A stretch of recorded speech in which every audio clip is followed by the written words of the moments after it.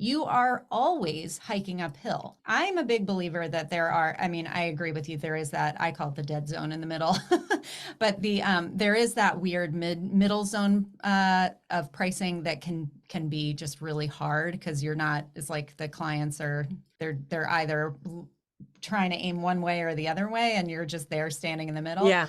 But it is possible, I believe, to run a successful business in that zone if you are extremely clear on like what it is that differentiates you and you can create that messaging, because otherwise they're just going to, it's too easy to compare on price. Welcome to Tried and True with a Dash of Woo, where we blend rock solid tips with a little bit of magic. I'm Renee Bowen, your host, life and business coach, and professional photographer at your service. We are all about getting creative, diving into your business, and playing with manifestation over here. So, are you ready to get inspired and have some fun? Let's dive in.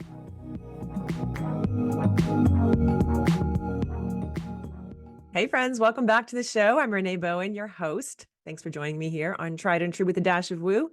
And I have two really important announcements, and then we'll get to today's show that you are going to absolutely love. I have a phenomenal guest for you. But real quick, my first announcement is that if you are in my free Facebook group for high school senior photographers, it's literally called that.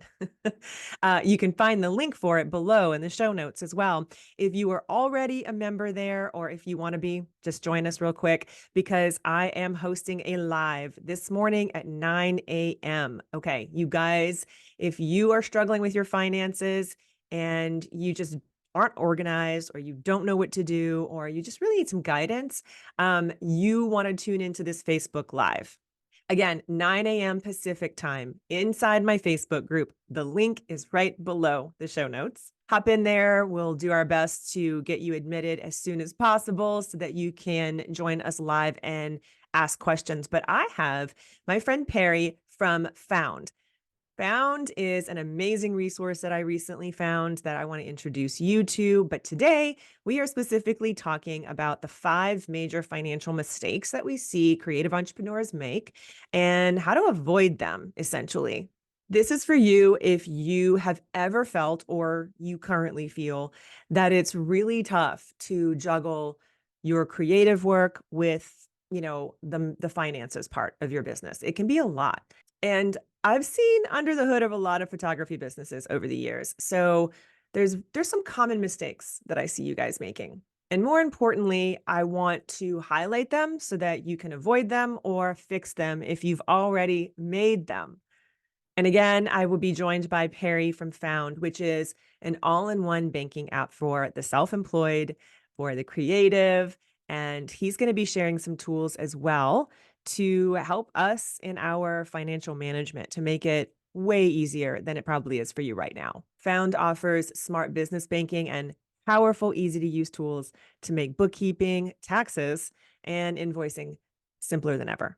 So after you listen to this episode, if it's bright and early for you, head over to the live session in the Facebook group so that you can uncover those common financial pitfalls that many of us fall into and discuss some simple, actionable steps that you can take to get those finances in check and make you just feel more empowered.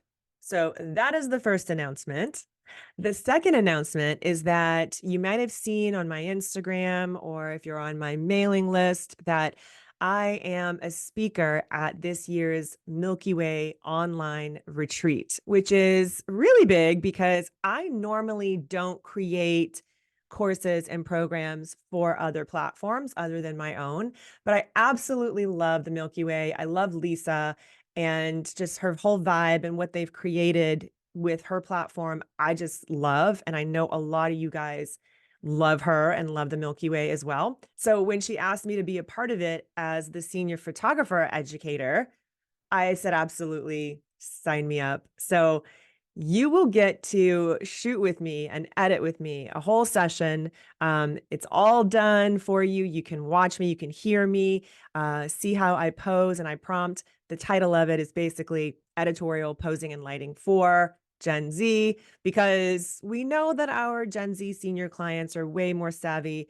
They want a certain sort of look about their images. And again, it's all about you finding your style and you carving out your own stamp, your look and your vibe, because the more you that you are, the easier it's going to be for you to attract the right clients.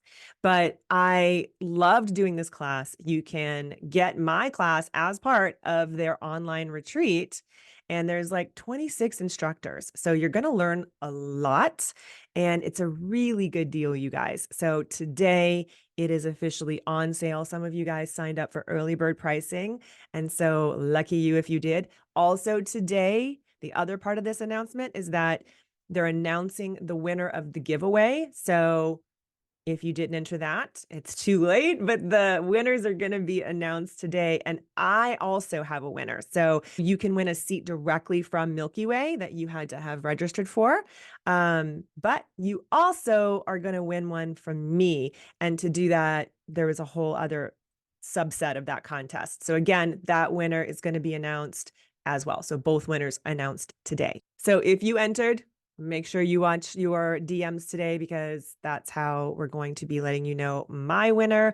And I believe Milky Way is going to be emailing that winner as well. So head over to the link that you can find below in the show notes for the Milky Way online retreat. Sign up for it. You're going to learn a ton. And I am so excited to share this session with you guys. It was a gorgeous day in Malibu when we shot it. If you've ever wanted to know how I use my reflector, because I'm not an OCF girl. I don't love it. It's not my thing. I use a giant reflector. I love natural light. If you've ever wanted to watch me shoot, learn how I communicate and direct my clients, use the big reflector, and then also edit my images, now's your chance. All right, let's talk about today's episode and our amazing guest. I have Annemie Tonken on today, and she is the host of the This Can't Be That Hard podcast. That's a business podcast for photographers, and she mainly focuses on things like sustainability, profitability, and systems over there. Annemie's secret superpower is cutting through the confusion to give you these actionable step-by-step strategies and systems that are going to help you build a business that reflects your values, serves your needs, and also thrills your clients. So if you don't already listen to This Can't Be That Hard, you really should. It's an amazing podcast for photographers, especially, but I just love her vibe. We have so much in common. We're speaking about alignment today, and I know that topic can seem a little woo-woo to a lot of you guys, but Annemie breaks it down into some super actionable steps, actually, and she teaches it in a pretty specific way. So you're going to want to take notes, and I know you're going to get a ton out of this episode. So let's dive in. Hey, Annemie, thank you so much for being here today. I'm really excited about this conversation because alignment is something that I'm very familiar with. I mean, I feel like, you and I both have a similar space. We work with a lot of, obviously, photographers, and we have the same desire for them, I think, which is to be profitable without losing their minds, right? So Right. let's just kind of jump into this alignment. What do you feel like? Well, first of all, what what happens when we're not, right? And I know you see a lot of that, I'm sure. What is the biggest issue that you see photographers facing when they're not in alignment, and how In do they know? alignment. Well, I think I just want to kind of back it up to the fact that like here we are on tried and true with a dash of woo. Like alignment is one of those phrases that gets tossed around and can be, I think, kind of misconstrued as something on the woo end of the spectrum. Like to me, alignment is a real and very tangible, very diagnosable misalignment is very diagnosable in someone's business. The problem is, I don't think we talk about it very tangibly very often. So somebody will say, I feel out of alignment, like something doesn't feel like it's working, but they don't really know what to do with that because, of course, especially as solopreneurs, most of us are, and people who are busy wearing all the different hats to try and figure out like what part of that isn't working is often kind of a crapshoot at best. And then, more often than not, just gets kind of ignored altogether. The first time that alignment really became, and of course, I'm a visual person.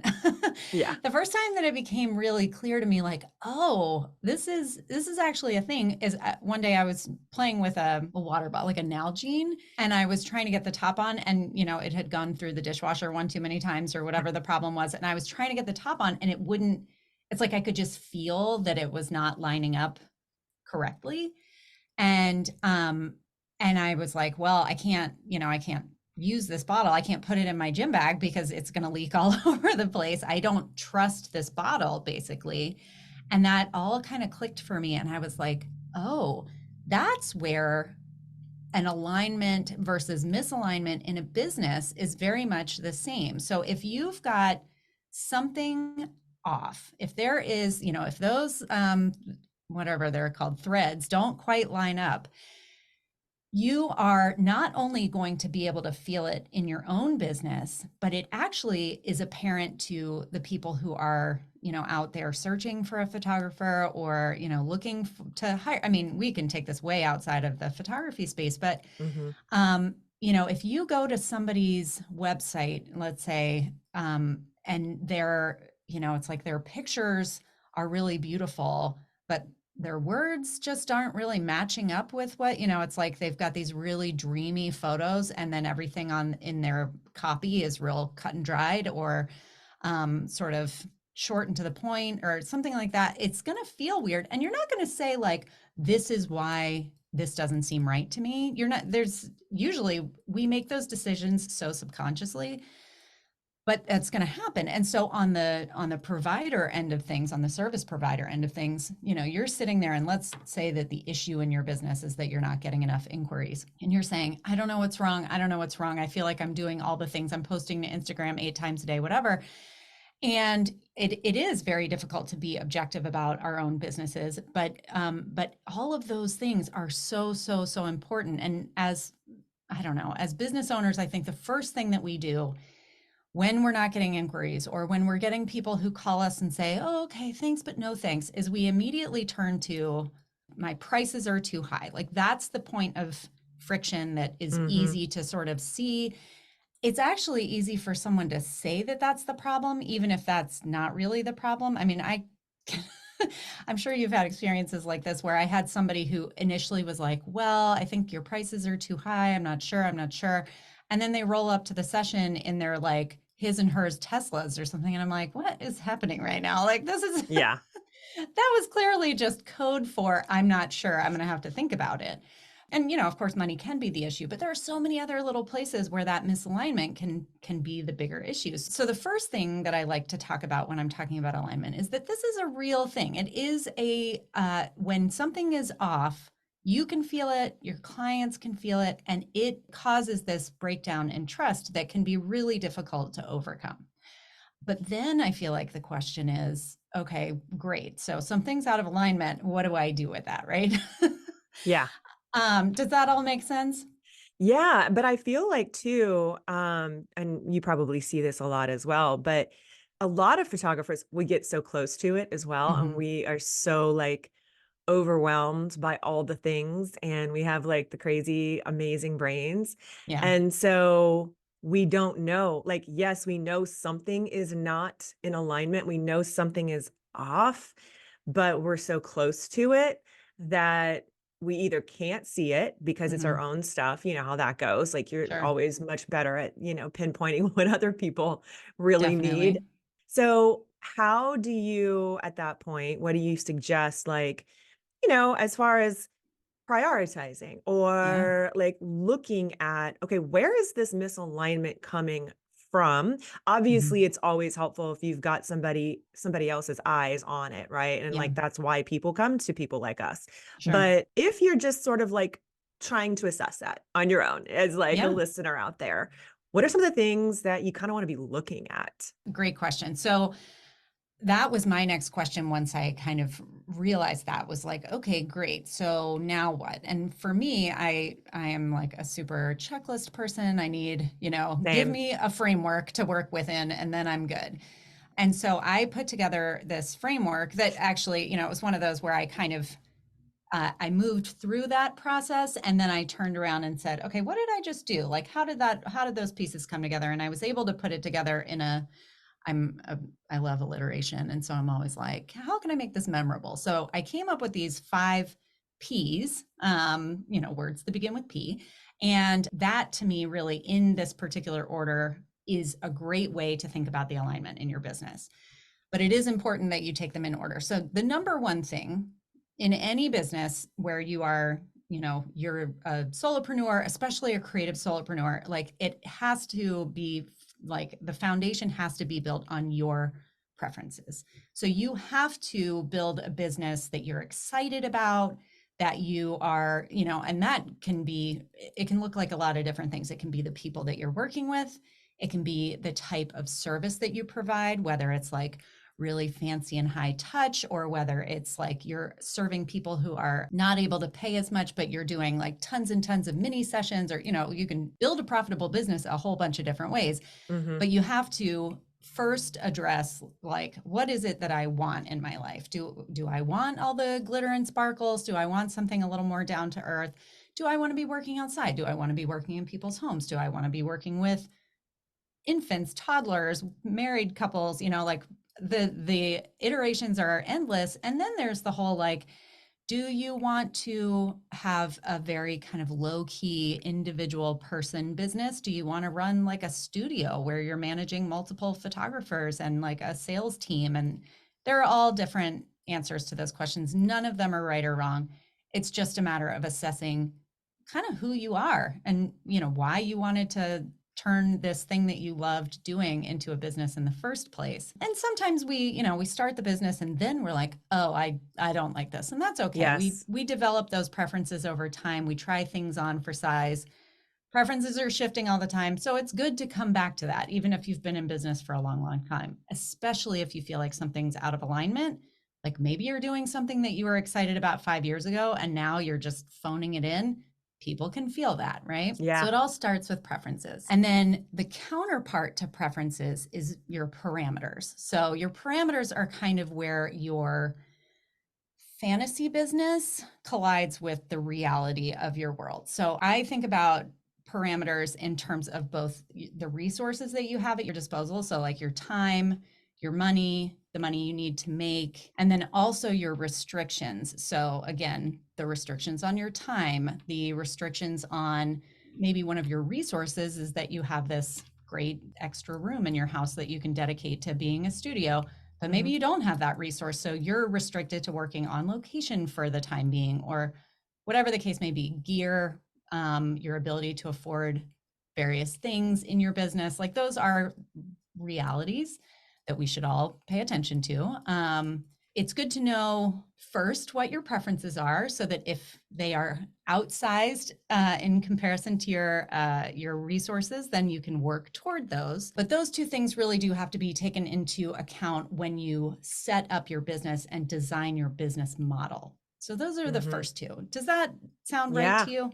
Yeah. So let's go back to preferences just for a second, because yes, I feel like, there's a lot of talk, and we definitely will sort of probably get there a little bit too, but we're always kind of talking about like speaking to your target client and things like that, but people don't understand that it really does start with you, right? Like your Mm-hmm. resonance, and there's a lot of different ways I think that we can sort of package that, I guess. Mm-hmm. One of the ways that I talk about it is resonance, Mm-hmm. because it's like your vibe Yep. does definitely attract your tribe, but that doesn't necessarily mean that you are specifically making this for people just like you. No, No. that's not the deal. However, you have to feel good about it, right? Because if you Yes. don't feel good about it, and that's what I see a lot of photographers doing, is they probably start shooting a lot of different types of niches, genres within photography,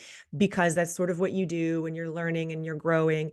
And then before they know it, they're like really bogged down, and they didn't take a second to adjust Mm-hmm. for that growth. And Right. they have so many different things on the docket, and they're like, wait a minute, I don't even really like doing that anymore. And you Right. know what I mean? So just taking a minute to have that intentional thought, and not just like unconsciously vibe, right? Like just be Yeah, like yeah, letting it go. You got to take a second. So if you've been in business for a long time, right? And if you feel like something's off, start there because there's a very good chance that you may have lost your love of it a little bit. And that's sure. okay. And that's Yeah, something that I feel like maybe some people even might need a little permission yeah, to feel about, right? Because like one thing for certain for me from the get-go was I do not want to photograph newborns. That is yep,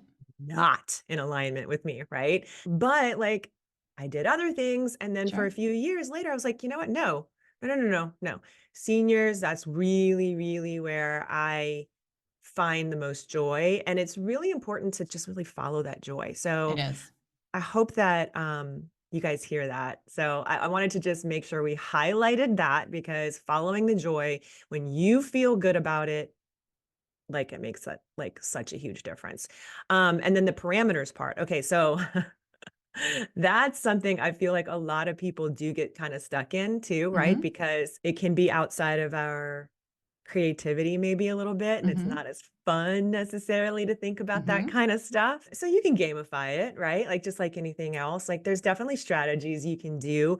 I'm a checklist girl too. Yeah. So I definitely am in line with that. And that's one of the things that I do is I sort of like, have to sort of write things down so I can have like that visual also of in reality, in this like reality world. Yes, like ideally this was what I would like, but I'm not there right now. So what am I actually working with? Right. Right. And Yeah. there are so many ways that as creatives, we're able to say, well, if I won the lottery, this is how I would do this. But here's my reality right now.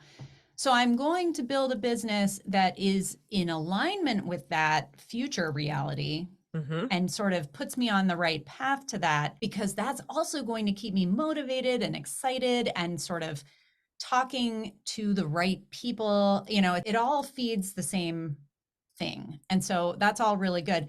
But in order to kind of set that North Star and aim toward that goal, you really do have to be relatively clear on where it is you're trying to go. It's not just like, I'm Yeah. going to move forward and, Yeah. we'll see, blindly sort of stumble around.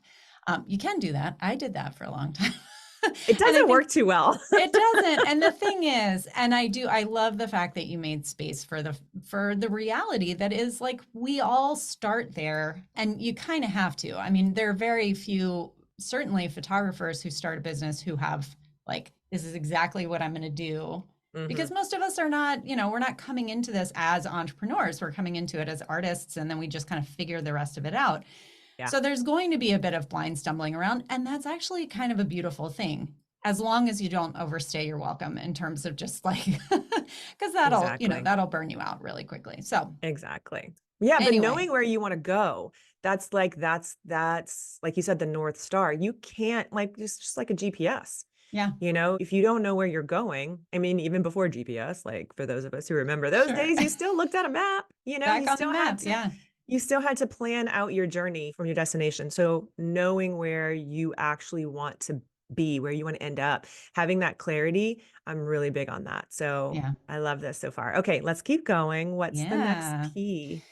So once you kind of have that sense of those two things, then I encourage people to kind of pause and figure out. So I should make this like the 6 P's: pause. And in that space, I want you to sort of think based on my preferences and parameters. There's a spectrum. So this is not like a this or that question. But if you imagine the spectrum, and we'll talk about it in the restaurant world, of like fast food all the way up to tweezer food for, 18 course tasting menu, whatever. Those are restaurants that there are restaurants there and at every single place along the way in between. And all of them will fill your belly over the course of, some amount of time. And they can all be successful if they are in alignment. So, McDonald's isn't offering an 18-course tasting menu, and whatever the super high-end restaurant isn't like, great, do you want to supersize that? Like that would be like an instance of major egregious misalignment. So You may be the tweezer food place, you may be the fast food place, but chances are you're somewhere in between. You are like, well, I don't really want to serve the most difficult, high end, like they need everything perfect, perfect, perfect, perfect. There are people out there who do that, and that's great. It's not me. And then there are people out there who are running, what is essentially like a glamour shots. And glamour shots is actually a great example from the old days because they Yeah. made, I looked it up one time, they at their peak were making something like $1 billion a year as a company because they had really dialed in this like one simple message and this one simple offer, and they were able to like upsell and do all this stuff on the back end, but they were bringing a ton of people in, so very high volume at very quick rates. And so that is like that perfect example of that. Most of us are going to be somewhere in between, at which point you have to think like, okay, I'm not competing on being the most schmancy fancy thing. I'm also not competing on being the cheapest or like the fastest or whatever. I'm somewhere in between. So, what is my special thing that I bring to the table? That's kind of that pause place in the middle. But once you've got that and you get really clear on that, because it is really important to have clarity on like, why should somebody hire you? That's, to me, that's the formula for figuring out where that all comes together. And then from there come your final 3 Ps, and that is your product, your pricing, and your policies. So your product is just your offer, but it can also be actual product. So if you sell, Right. prints and albums and all that sort of thing, those should be in alignment with what it is that you're kind of putting out there in the world. Again, if you're up on the tweezer food end of things, you really probably shouldn't be selling like refrigerator magnets of the Right. photos that you're, you know what I mean? Like there's a branding piece to that. And actually branding falls very much into this product. Like you want to think about how you're Yep. presenting your products and what your website looks like, and all that sort of stuff really comes from where you fall on that spectrum. So your product, and then of course, once you've got that, your pricing should fall right in line. Unfortunately, one of the biggest mistakes that I see with photographers, typically newer photographers, their preference is to run a business toward the higher end, delivering more high touch service. And eventually they tell themselves, I will charge more. But right now, I don't feel comfortable charging that much. So I'm going to deliver that service and I'm going to sell those products, but I'm going to put really low prices on them. And 2 things happen there. Number one, of course, that's not profitable. And Right. so you very quickly start to feel burned out about it.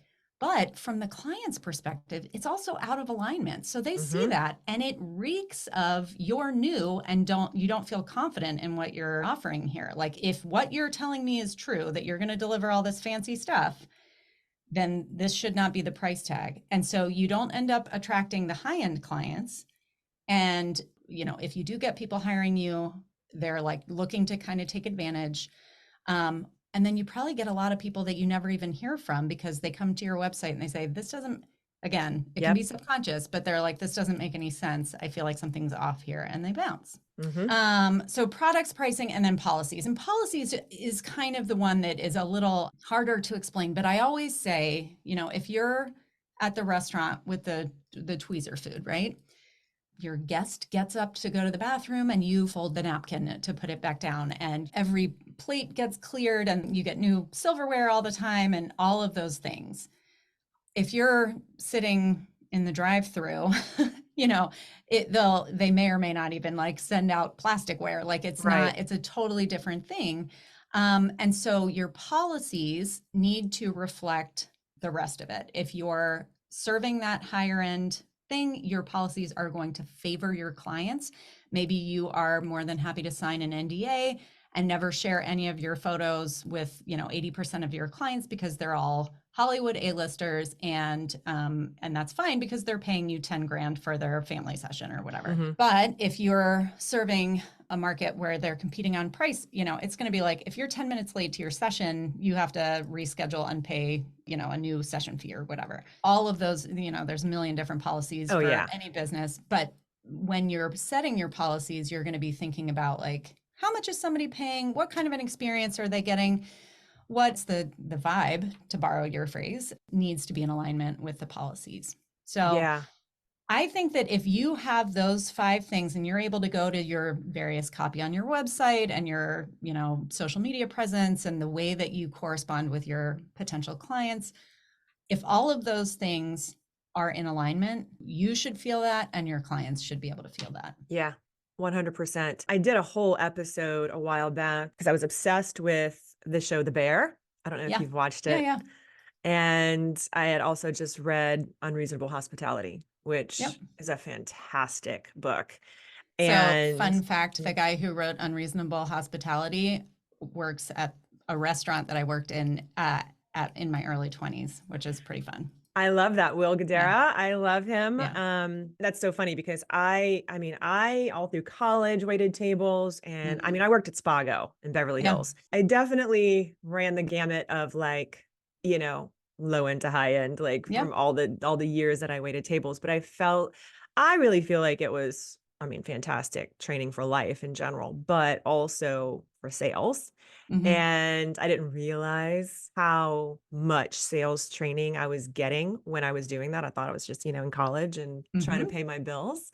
And looking back, when I started my photography business, I was like, oh, okay, I'm starting to see Yeah. this correlation. This is amazing. Yeah, I did this whole sort of episode on that reflection because I feel like there's so much to learn from that, and it Yeah. really does, like, your products and your policies, like you said, they have to be, all of these things have to be in alignment. But I see a lot of photographers, like you said, wanting to be this higher end and provide this amazing service and go the extra mile and have this amazing customer service that, they're probably heard that is important, right?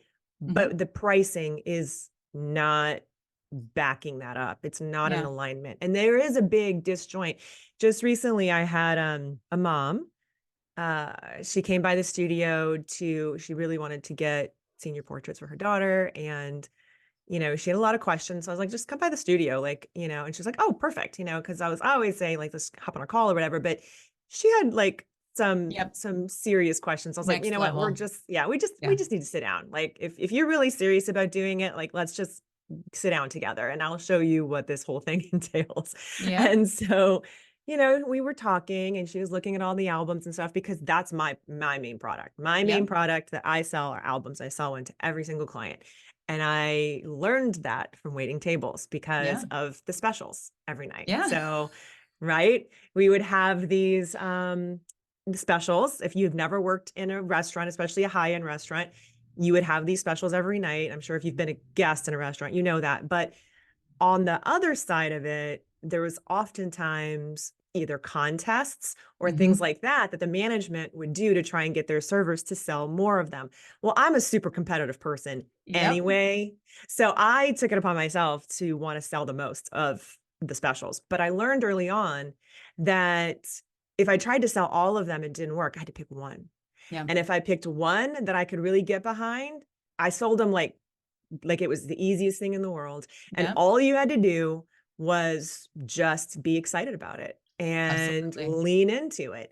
And it's the same thing with products, right? So like that's my thing, albums. Like I am excited about them. I love them. I have them all over the studio. Like that's the thing. And so anyway, I digress. Oh, no, no. And I could totally like go down this restaurant rabbit hole so far. Same thing. It wasn't so much contests, but of course, one of the things that in high-end restaurants you're trying to sell is wine and high-end wine. Yes.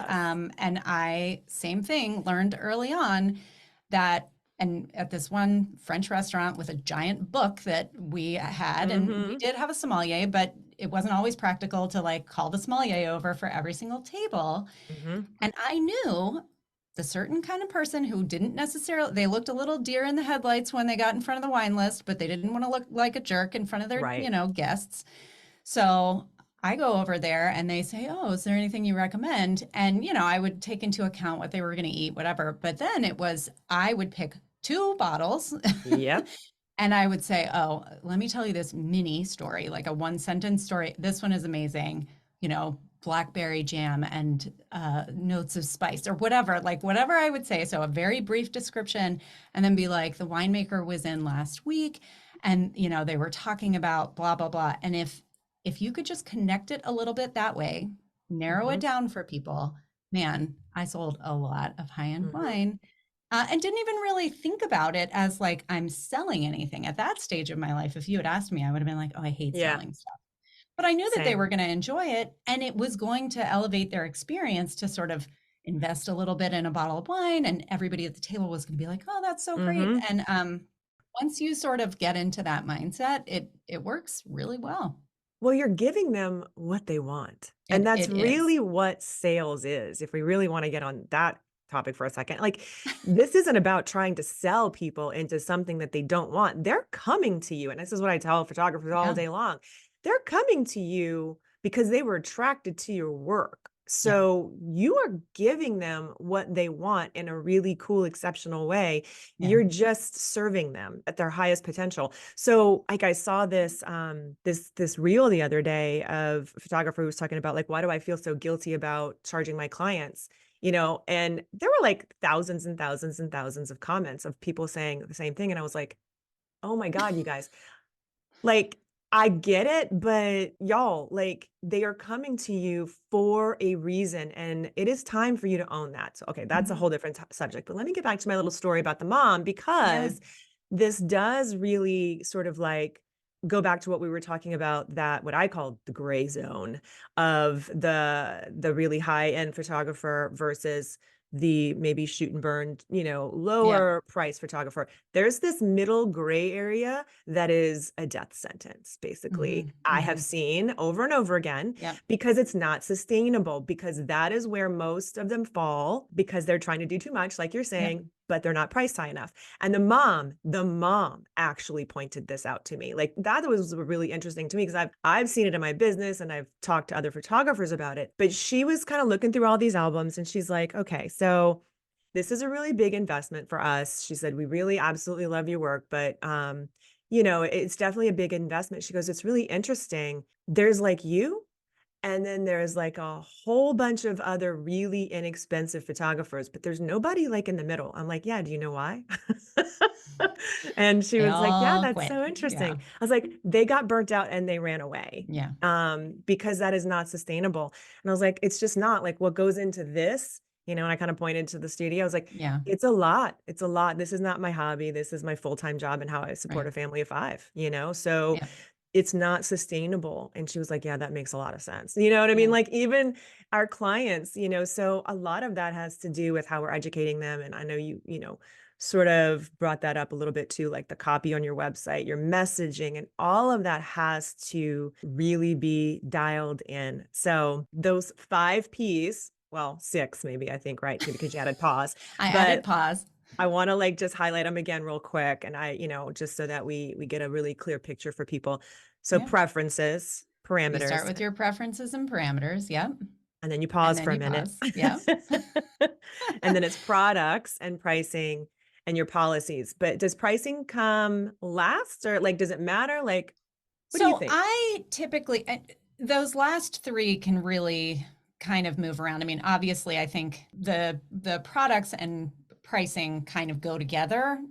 because especially if you're talking about like a tangible good, there is like a formula for that. That's just math. But as far as your markup on your service and time, I always say if you are working with low volume, you have to mark up every single part of your business to probably what will feel like an uncomfortable degree because you can only take a couple of clients a week. Again, I'm sure that you've had clients like this early in my business. I had a client who came to me who was a doctor who made some comment about like, you make more per hour than I do. And Yeah.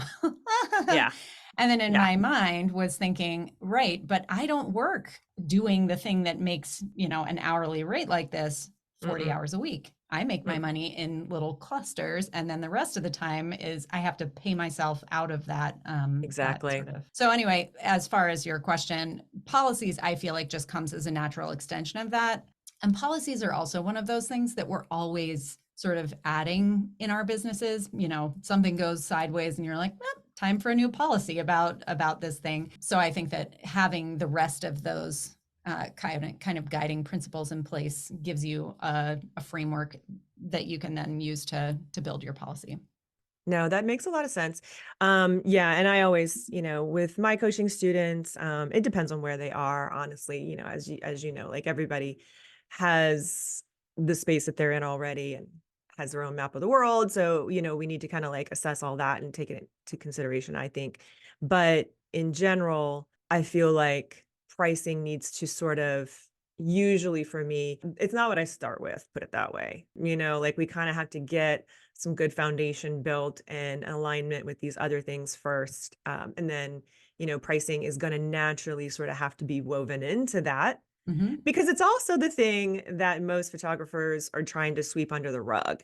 Yep. 9 times out of 10, they know they need to raise prices just to be sustainable, but they're ignoring it. It's like, and it's just like anything else. The more you ignore it, the bigger it's going to get, the louder it's Yeah. going to get. So if you have that inkling, right, and you're listening to this, like it's just going to be in your best interest to just face it head on and address it and be really, really dead on honest with yourself about it. Because the longer you go like that, the bigger the toll it's going to take on you mentally and also on your family. And everybody Mm-hmm. has their breaking point, Yeah. but you have to really be honest and assess that because there's a lot of different ways to run a business. Like you don't have to do it specifically like one particular person, but what matters is that you have to be really honest about where you are and where you want to be, What like we you were want talking and about what you before. need. Yeah. And it is, I mean, it is super demoralizing to work so hard. And like with anything else, it's always harder in the beginning, but it's also harder if you are working with clients and you're having to like squeeze every last dollar because they came to you because you were Yes. the cheap option. You are always hiking uphill. I'm a big believer that I mean, I agree with you. There is that, I call it the dead zone in the middle, but there is that weird middle zone of pricing that can be just really hard because you're not, it's like the clients they're either trying to aim one way or the other way, and you're just there standing in the middle. Yeah.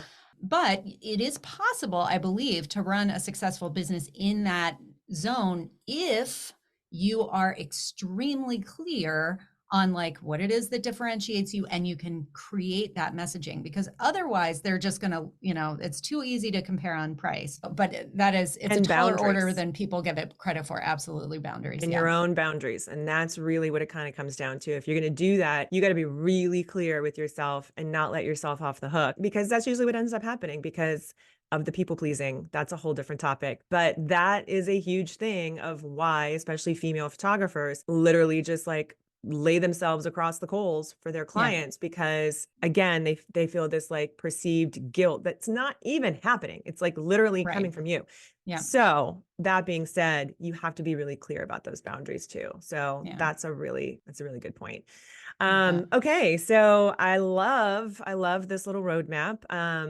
I feel like that gave us some really good perspective. And I know that, you talk about this a lot on your own podcast and everything else that you guys do. So before we kind of like wrap up and I kind of point people in your direction so that Sure. they can get into your world if they don't know already, because the show is tried and true with a dash of woo, and we've been talking a lot about strategy, I feel like I want to know a little bit about you personally. How woo are you, right? Like, are Mm-hmm. you into astrology? Do you know your human design? Like anything like that? What's sort of your take on that? Do you vibe with it? Where are you at with it? Well, somewhere between my restaurant days and becoming a photographer, I was actually in midwifery school. So a lot of people will I classify that as love pretty darn that. woo. And yeah, I quit halfway through my master's program to pursue photography, but Wow. that was sort of a big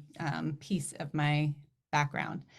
And then yeah, I mean, I love a good Enneagram and everything else. It really is pretty funny how like I'm very practical in my life and I look at things in a very practical way, but I really enjoy a lot of things that I think some people find to be pretty woo. So I'm a bit of an onion in that way. Do you know your astrology? Do you have any Capricorn I placements? don't. I actually don't know anything about astrology. That's Really? one piece of it that like I've just never, yeah, I mean I know I'm a Pisces, but Oh, that's all yeah. I know. Okay. Somebody asked me Okay. what my kids' signs were and I was like, I I don't don't know. know. Yeah, no, Yeah. that's always my go-to first thing, just because it's kind of always been my thing. But yeah, Yeah. Pisces makes sense, which is why I feel like the flow and like the opening up to like other things and being interested in like the arts and all of that kind of stuff. Hmm. But I bet you definitely have some Virgo or Capricorn placements in there somewhere, because you do Yeah. seem very logical and strategic and like a checklist. Yeah. So Yeah. I'm a Virgo, and we definitely love that stuff. But Pisces is my sister sign. And so most of my friends and close people, women, especially in my life, are Pisces, which is really interesting. I love So that. So you just yeah. went through birthday season.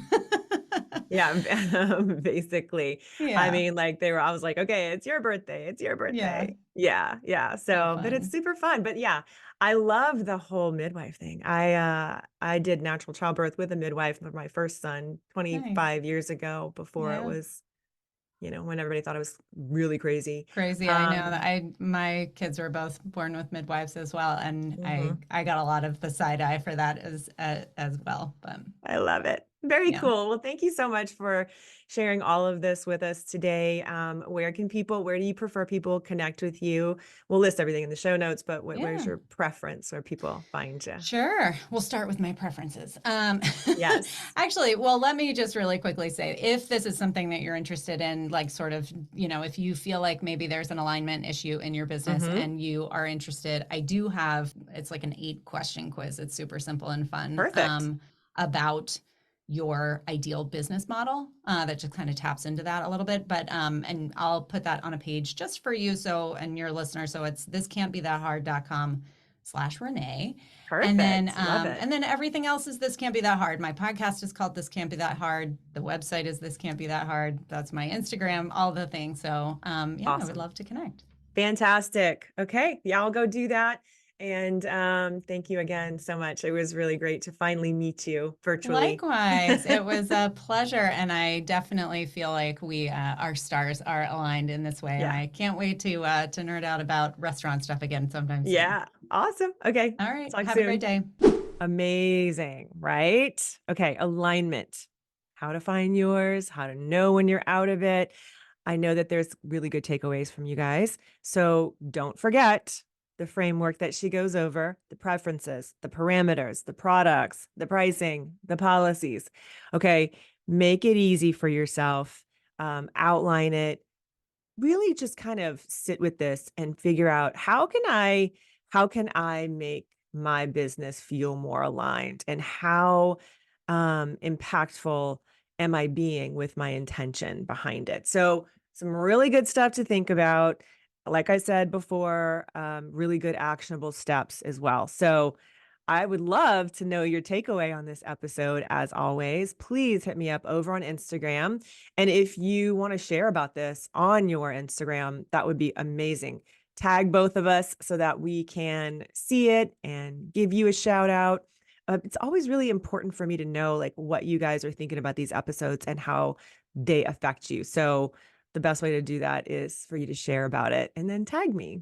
And if you want to take it a step further, obviously, leaving a review would be the coolest thing ever. You can do that super easy at ratethispodcast.com/Renee Bowen. Reviews are always so appreciated. And of course, it does a lot for us little podcasters as well, because it gets us in front of new people. And it also helps me be able to source really amazing guests for you guys so that I can continue bringing you a lot of free, valuable, incredible resources for both, strategy, systems, and your mindset.